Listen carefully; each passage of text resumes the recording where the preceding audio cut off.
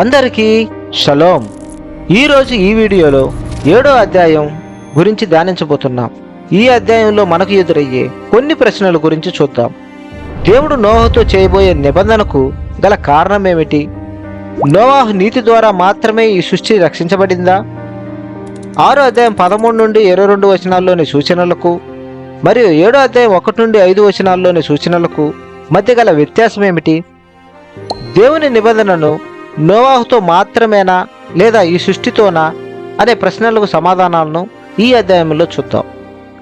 ఈ అధ్యాయాన్ని సందర్భాన్ని బట్టి వచనాల వారికి విభజించినట్లయితే 1 నుండి 16 వచనాలు నోవాహు తన కుటుంబంతో మరియు సమస్త జీవులలో జతలుగా ఓడలోనికి ప్రవేశించుట మరియు జలప్రవాహం ప్రారంభమొకటి గురించి తెలియజేస్తుంది. 17 నుండి 20 వచనాలు ప్రవాహ జలం పెరిగి 40 రోజుల పాటు కొనసాగుట గురించి తెలియజేస్తుంది. 21 నుండి 24 వచనాలు 150 దినముల వరకు నీళ్లు భూమి మీద ప్రచండంగా ప్రబలుట, సమస్త జీవరాశులు ప్రవాహ జలముల చేత నాశనమొకటి గురించి తెలియజేస్తుంది. మనం ముందుగా 7వ అధ్యాయంలోని 1 నుండి 5 వచనాలను మరియు 6వ అధ్యాయంలోని 13 నుండి 22 వచనాలకు మధ్య సంబంధిత పరిచయము మరియు ముగింపు చాలా దగ్గరగా పోలి ఉంటాయి.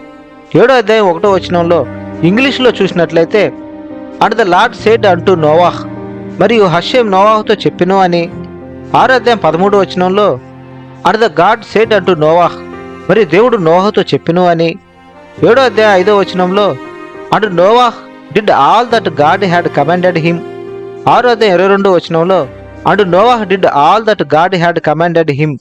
ఈ 2 అధ్యాయాల్లోని వచనాలు నోవాహు ఓడలోనికి ప్రవేశించడానికి సంబంధించిన దేవుని యొక్క 2 ఆజ్ఞలను కలిగి ఉన్నాయి. ఒకటి నోవాహు మరియు అతని ఇంటి గురించి, మరొకటి అన్ని రకాల జంతువులు అనగా పవిత్ర అపవిత్ర జంతువుల గురించి వివరిస్తుంది. ఈ 2 అధ్యాయాల్లోని వచనాలు నోవాహు యొక్క రక్షణ గురించి, అతనిని దేవుడు ఎన్నుకునే ముఖ్య ఉద్దేశం గురించి తెలియజేస్తాయి. మొదటి ఉద్దేశం దేవుని నిబంధనపై ఆధారపడిన సృష్టి యొక్క శేషాన్ని కాపాడాల్సిన అవసరం గురించి తెలియజేస్తుంది. రెండవ ఉద్దేశం ఆ తరానికి చెందిన నీతిమంతులకు తగిన ప్రతిఫలం గురించి తెలియజేస్తుంది. ఈ 2 కారణాలను దేవుడు నోవాహుకు తెలియజేసే ఈ 2 అధ్యాయాల వచనాల్లో గమనించగలం. 7వ అధ్యాయం 1 నుండి 5 వచనాల్లోని ముఖ్య ఉద్దేశం ఏమిటి అంటే నోవాహు ఓడలోనికి ఎందుకు ప్రవేశించాలి అనే కారణాన్ని తెలియజేస్తుంది. 6వ అధ్యాయం 13 నుండి 22 భాగంలోని 18వ వచనంలో నీతో నా నిబంధన స్థిరపరచుదును అని జలప్రవాహం వచ్చినప్పుడు అందులోనికి ప్రవేశించే ఓడను నిర్మించమని నోవాహుకు ఆజ్ఞాపించడం జరిగింది. అంతేకాని నోవాహు ఎందుకు దేవుని చేత ఎంపిక చేయబడ్డాడని, అందుకు గల కారణం ఏమిటి అని చెప్పబడలేదు. 7వ అధ్యాయం 1వ వచనంలో హషే ఈ తరం వారిలో నీవే నా ఎదుట నీతిమంతుడివై ఉండుట చూచితిని గనుక నీవును నీ ఇంటి వారును ఓడలో ప్రవేశించుటి అంటే జలప్రవాహానికి 7 రోజుల ముందు ఓడలోనికి ప్రవేశించమని నోవాహుకు ఆజ్ఞాపించబడిన 2వ సూచనలో అంటే 7వ అధ్యాయంలో మాత్రమే దేవుడు నీవే నా ఎదుట నీతిమంతుడివై ఉండుట చూచితిని అని తెలియజేయడం జరిగింది. అలాగే మొదటిగా 6వ అధ్యాయంలోని 13 నుండి 22 వచనాల సూచనలో జలప్రవాహం నుండి రక్షించుటకు కావాల్సిన ఏర్పాట్లలో నోవాహును రక్షించుటకు గల కారణాన్ని తెలియజేయలేదు. ఎందుకంటే నోవాహు నీతి వల్ల ఈ లోకం రక్షించబడలేదు, కానీ ఈ తరంలో నీవే నా ఎదుట నీతిమంతుడిగా ఉండడాన్ని నేను గమనించాను, మీరు శిక్ష నుండి రక్షించబడడానికి అర్హులు అని తెలియజేస్తుంది. ఇక్కడ జాగ్రత్తగా గమనించినట్లయితే మొదటి సూచన అనేది అతని యొక్క నిర్దిష్ట ఎంపికకు కారణాన్ని తెలియజేయలేదు, కానీ 2వ సూచన మాత్రమే నోవాహు ఎంపికకు గల కారణాన్ని అందించింది. ఎందుకంటే నీతిమంతుడిని శిక్ష నుండి రక్షించే నైతిక పరిశీలన ముందు నిబంధనను నెరవేర్చడానికి ప్రాధాన్యత ఇవ్వబడిందని సూచిస్తుంది. అయితే ఏంటి ఈ నిబంధన? ఎందుకు దేవుడు ఒక నీతిమంతుని కంటే ముందు ప్రాధాన్యత నిబంధనకు ఇవ్వడం జరిగింది? ఈ ధర్మశాస్త్రంలో దేవునికి మరియు ప్రజలకు మధ్య అనేక నిబంధనలు అనగా అగ్రిమెంట్లు చేయబడ్డాయి. ప్రతి సందర్భంలోనూ నిబంధన అనే ఆయా సందర్భాలను బట్టి దేవుడు నోవా గారితోనూ అబ్రహాం గారితోనూ మరియు ఇశ్రాయేలుతోనూ నిబంధనలు చేయబడ్డాయి. అయితే నోవాహు అతని సంతానం ఓడ నుండి బయటకు వచ్చినప్పుడు 9వ అధ్యాయం 8 నుండి 17 వచనాలలో సర్వ మానవాళితో ఈ నిబంధన చేయడం జరిగింది. సర్వమాన్యురాలతో మాత్రమే కాదు, 9వ అధ్యాయం 10వ వచనంలో పక్షులేమి పశువులేమి మీతో కూడా సమస్తమైన భూజంతువులేమి ఓడ నుండి బయటకు వచ్చిన సమస్త భూజంతువులతోనూ నా నిబంధన స్థిరపరుస్తున్నాను అని. అంటే ఈ నిబంధనను స్థిరపరచడానికి దేవుడు ముందుగానే ఒక పథకం ప్రకారం, అనగా ఈ నిబంధనను స్థిరపరచడానికి అర్హుడైన ఒక నీతిమంతుడను ఎన్నుకోవడం జరిగింది.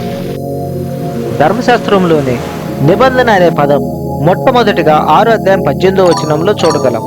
అయితే నీతో నా నిబంధనను స్థిరపరచుదును, నీవును నీతో కూడా నీ కుమారులను, నీ భార్యను, నీ కోడండ్రను ఆ ఓడలో ప్రవేశింపవలెను. ఏమిటి ఈ నిబంధన అంటే, ఆదియందు దేవుడు భూమి ఆకాశాలను సృష్టించినప్పుడు ఈ సృష్టిని ఒక క్రమ పద్ధతిలో, అనగా నిరంతరం కొనసాగుతూ ఉండేలా సృష్టించడం జరిగింది. ఇలా ఈ సృష్టి నిరంతరం కొనసాగేలా దేవునికి ఈ సృష్టికి మధ్య ఒక నిబంధన స్థిరపడి ఉండడం మొదటి అధ్యాయంలో చూడగలం. అంటే దేవుడు ఈ ప్రపంచాన్ని గందరగోళంగా సృష్టించలేదు. కాబట్టి దేవుడు సృష్టించి ఈ సృష్టి యొక్క చర్యలు ఎల్లప్పుడూ మంచికే అని సృష్టించడం జరిగింది. కనుక ఈ చర్యల నుండి దేవుడు వెనక్కి వెళ్ళలేదు.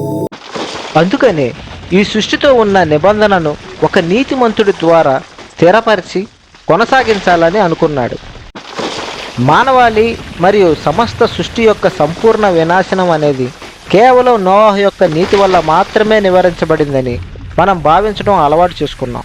ఎందుకంటే ఆ తరములో నోవాహు వంటి నీతిమంతుడు ఉండకపోతే సృష్టిలో ఏమీ మిగిలి ఉండేది కాదు అని మనం అర్థం చేసుకున్నాం. కానీ దేవునికి ఈ సృష్టితో ఒక నిబంధన కలిగి ఉంది అని, దాని ద్వారానే ఈ సృష్టి సంపూర్ణంగా నాశనం చేయబడకుండా రక్షించబడిందని ఎలా అర్థం చేసుకోగలం? ఎందుకంటే నోవాహు యొక్క నీతి అతనికి సర్వమానవాళి అందరితో నిబంధనను నెరవేర్చే పనికి ఎంపిక చేయబడే అర్హతని ఇచ్చింది. నోవాహు ఎంపిక ద్వారా నైతిక ప్రమాణాలకు అనుగుణంగా సర్వమానవాళిని ఈ నీతిమంతుని ద్వారా మెరుగైన మార్గాన్ని అనుసరిస్తుందని ఆశాభావం వ్యక్తం చేసింది. ఏది ఏమైనప్పటికీ 6వ అధ్యాయం 13 నుండి 22 వచనాలలోని మొదటి సూచన అనేది దేవుని యొక్క మొట్టమొదటి నిబంధనను నెరవేర్చడానికి నోవాహును ఎన్నుకున్నట్లు 18వ వచనంలో నిబంధనను గురించి చెప్పబడింది. 7వ అధ్యాయం 1 నుండి 5వ వచనాల్లోని రెండవ సూచన అనేది నోవాహు యొక్క నీతిని తెలియజేస్తూ నోవాహు ద్వారా సర్వమానవాళితో నిబంధన చేయుటకు అతని నీతి ద్వారా ఈ సృష్టిని కొనసాగింపుగా చెప్పబడింది. అంటే మొదట నిబంధన గురించి చెప్పబడింది, ఆ తర్వాత నోవాహును రక్షించుటకు గల కారణం గురించి చెప్పబడింది.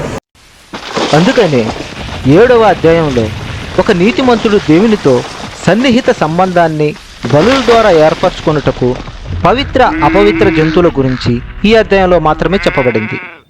దేవుడు అతనికి ఆజ్ఞాపించిన ప్రకారం సమస్త శరీరులలో మగదయు ఆడదయు ప్రవేశించెను. అప్పుడు హర్షం ఓడలో అతనిని మూసివేశెను.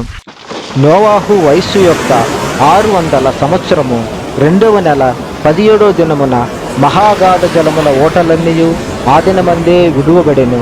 ఆకాశపు తూములు విప్పబడెను. 40 పగలను 40 రాత్రులను ప్రచండ వర్షము భూమి మీద కురిసెను. పొడి నేల మీద నున్న వాటన్నిటిలోను నాసికారంధ్రములలో జీవాత్మ సంబంధమై ఊపిరి గల అన్నీయూ చనిపోయెను. 150 దినముల వరకు నీళ్లు భూమి మీద ప్రచండముగా ప్రబలెను. Shalom shalom.